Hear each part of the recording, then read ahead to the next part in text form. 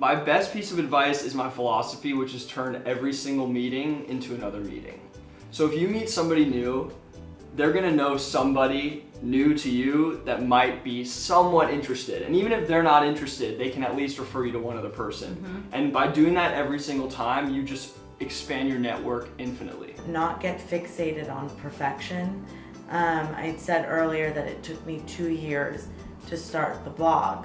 Even after I had bought the URL, come up with the name, the whole thing.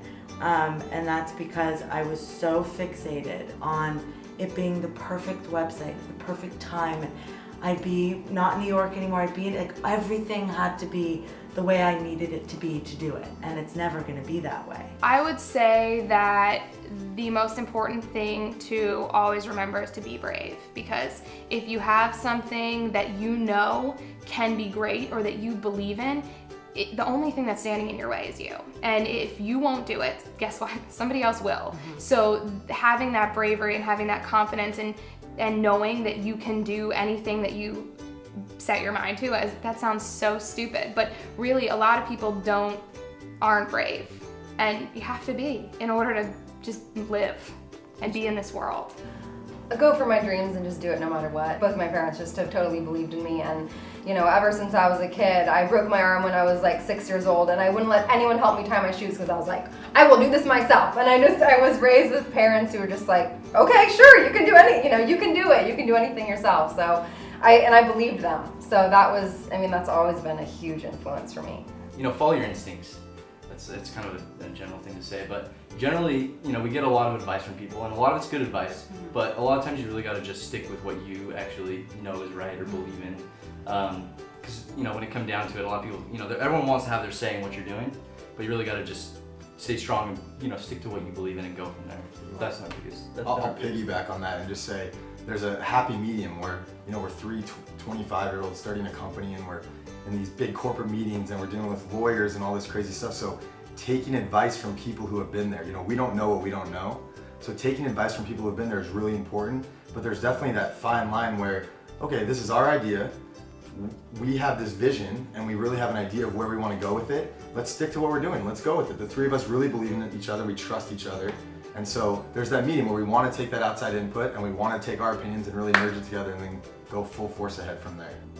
Find something that you're, at the end of the day, extremely, extremely passionate about, and you see a problem, and then tell everyone about it and start trying to figure it out.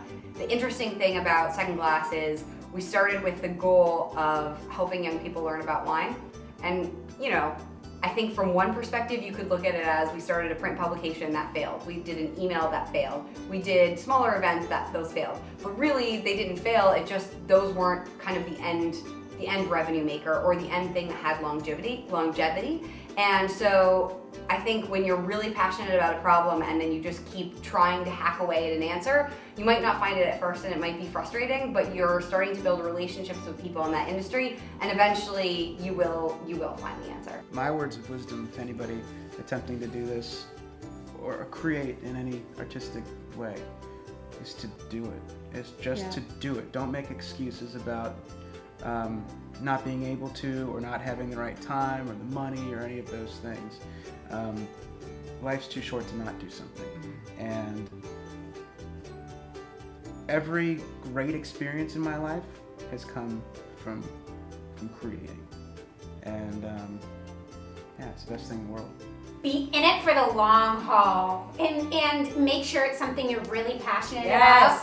And it's not just to create something to make money. It's like, no, it's like create something that you really feel passionate about. And not to be like cliche, but it kind of goes back to the difference between do you want to be a celebrity or do you have passion for what you're doing? Exactly. And that's always true. A lot of people will kind of go, oh, well, DIY videos are so big on YouTube, so I'm going to create a DIY channel, but you don't really know how to make anything. Well, guess what? You're probably not going to keep making those videos. Right. I should never do DIY. I'm a mess. I can't build anything. The only thing we can do is make vision boards. Yeah, but I'm like, you know, people, they get caught up on trends, and at the end of the day, you need to stay true to you need to stay true to what you're passionate about, because that's what, longevity-wise, what you will keep doing. So don't try to just become something that you're not for celebrity, because that'll fade very quickly. It is what you make it. Every day is what you make it. So you can go out and be a part of things, or you can sit home and read a book, and both of those are valuable depending on what you need. But at the end of the day, we're lucky to live in a society where we have control over our paths. So it is what you make it. You go out and you say, I want this, I don't want that, I want to be a part of things, or this isn't for me.